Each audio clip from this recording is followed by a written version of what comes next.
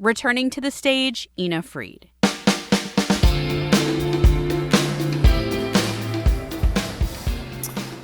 So you may or may not have heard of the Allen Institute, but they are a very important player in the AI research field.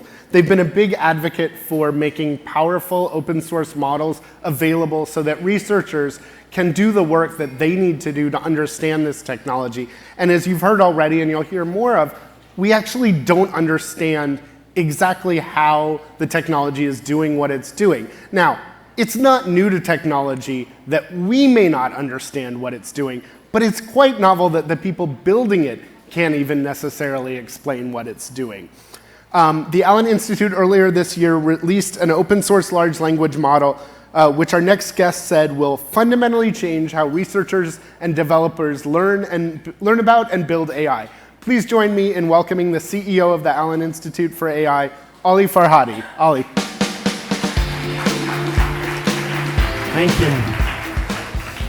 Now, Ali, you're in a fairly new position heading the Allen Institute, but you're not just a professor. Professors are wonderful, but you're also a tech entrepreneur. You were at Apple. All of that, I think, experience is really useful when it comes to this moment. I want to talk about a bunch of things, but one of the things I think that is good to address, and I'm really glad, is there's a lot of debate about open source, closed source, often in the context with AI of one is inherently safer or better. So the critics of open source say, oh, you're putting the most powerful technology out there. It's easy to remove the safeguards. It can be used by bad actors. What is the case for open source when it comes to AI and generative in particular? Thank you. I'm happy that you're asking about openness. It's an overloaded term these days. I think first maybe I actually start talking about the notion that's been implicit on the streets that closed and safe are synonyms. To me, we are probably for the first time are deploying a piece of technology that we know very little about. And many of the things that we discussed today about this behavior versus that behavior, all of them are actually rooted in the fact that there are major technology gaps in these models that we're dealing with, these products that we're actually shipping at the scale. And AI, excluding the last few years, was born and raised in open. We are here in AI today because AI was practiced in an absolute open terminologies. I built something in an open, I released everything, you build on top of mine, and then one step after the other, till we get to the point that we got today. It wasn't over time, it wasn't overnight, it wasn't by one group, it was actually a communal, decade-long effort to get us to the point that we were today. Now, closing a piece of, especially immature piece of technology early on, is probably one of the biggest dangers that we're worried about. We don't know enough about these technologies, and we're depriving the talent, the brain talent that exists in the industry, in academia, in research labs, in startups, who can actually contribute to close those technology gaps by keeping the technology behind the closed doors. And that, to me, is just a much bigger threat to, an existential threat to me, in my opinion, to AI, than other hypothetical scenarios that we're talking about it. Absolutely, like any other piece of technology can be misused. But now we get to decide which world we would like to live in, a world in which the technology will be misused, and we're now facing with a hypothetical threat, but only a handful of people know how to fix it, or a world in which we actually have millions of experts, millions of players who can actually jump on the problem and solve the problem. But aside from open and close, open by itself is an overloaded term. I think there's a whole spectrum of openness when we think about openness. We have, on this side of the spectrum, we have absolutely closed behind API models. We don't know much about them. We can query them and get a response back. If I move a little towards openness, we have open weights models, and we've seen various versions of those. I think those are great initiatives in the right direction. So to help people out, OpenAI, that's an example of you just have access to the API. You're not really seeing behind the curtain. Something like what Meta's done with Llama 3, you have open weights, but not necessarily. Why is that not everything? Yeah, so these are not open models. These are models that are trained behind closed doors. The data that was fed into these models is unknown. The training algorithms, the recipes, all those elements are unknown. But the model weights are being shared, which is great. We appreciate it, we cherish that, we celebrate it, but it's just not enough for what we need. The most important element, as we as a community learn about these models, the most important element of these models is the training data that went into these models. And that's what you all have done that's different. So earlier this year, the Allen Institute released a large language model, not just with the weights, but with the training data. What has that enabled already? What's been the response? Yeah, we've been actually surprised by the impact that DOLMA, our open data set, and OLMA, our open language model framework, has empowered. People have used these kind of technologies beyond the ways that we imagined they would. It has actually shaped the way people understand these models to some extent, empowered people to research about the relationship between input and output of these models. And this is exactly the kind of behavior that you would actually get from an open initiative. You empower others to do their research. You empower experts who were sitting idle. Now they could actually start building upon these technologies. If I only release my weights, it's great. Others can actually use it and fine-tune it to their task, but that is not barely enough for innovation, to fill the innovation gap that exists. Researchers, innovators, they actually need to have access to the whole stack. A key element in open source is the ability to build on top of what you have built.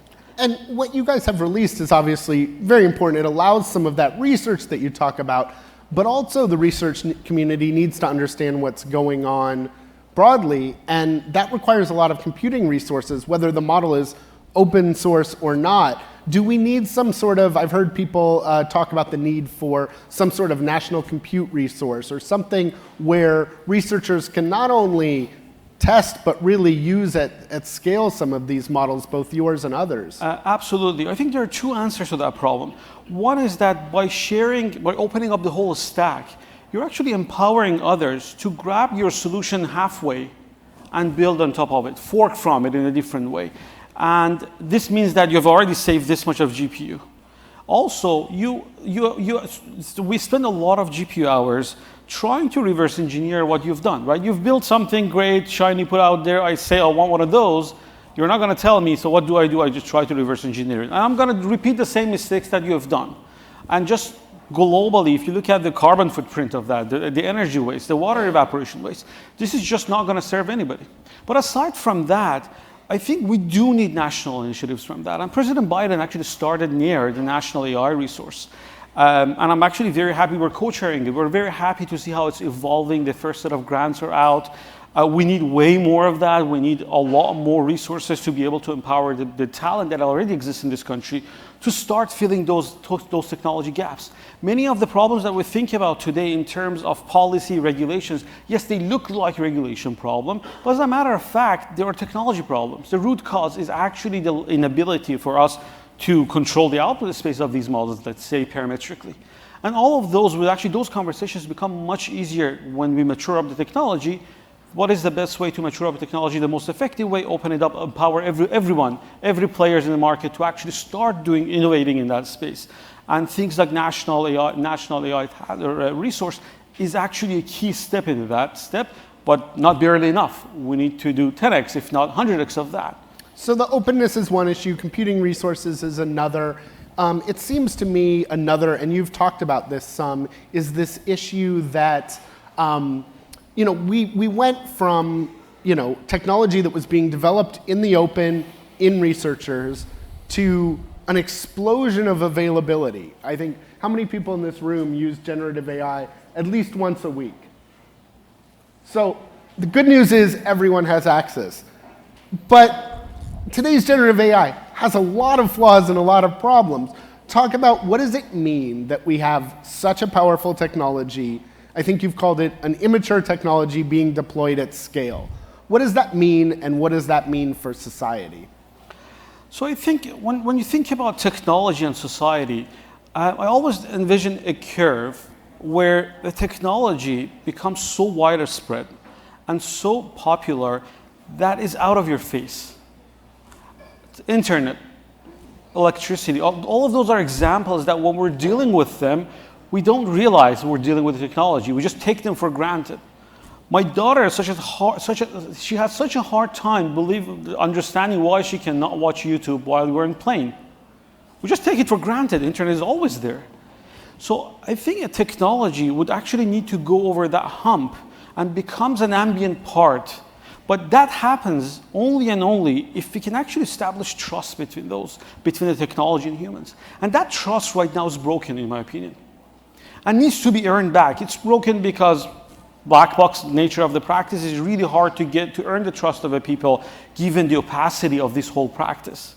Also, the trust is broken because these models are not 100% reliable. They hallucinate, they get out of norm, we don't know how to control them, and we need to hack around them. Also, the trust is broken because the evaluation is broken. We actually are in such an evaluation crisis today. And I wanted to talk about that because, early on, some of the things that really got people excited about generative AI was, it can pass the bar, it can pass the medical school exam. And then it was, months or, a year later, we realized, it just really understands how the test is written. And that's not just limited to that. We have a hard time saying, how good is this model? How good is that model? How good are they at a particular task? That's something you're working on. What are you doing? Yeah, so I think we are in an evaluation crisis, mainly because the capability of these models, the rate or the pace of these capabilities, or us discovering those capabilities, severely outpaced our ability to evaluate. In AI, it was the other way around. Before we build a piece of technology, before we work on an AI task, we thought about an evaluation. We put an evaluation in place, we put metric in place, and we start doing practices.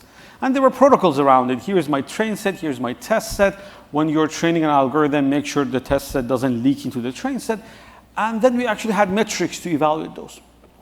But given how broad these technologies, the new recent LLMs and generative AI in general are, and how widespread they are, we are not in that luxury anymore.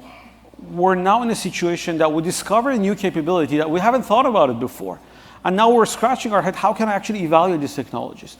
And now we're also, given that we don't know what was fit to these models, we're scratching our head, was this part of the training data? If this was not, was something very, very similar to this part of the training data?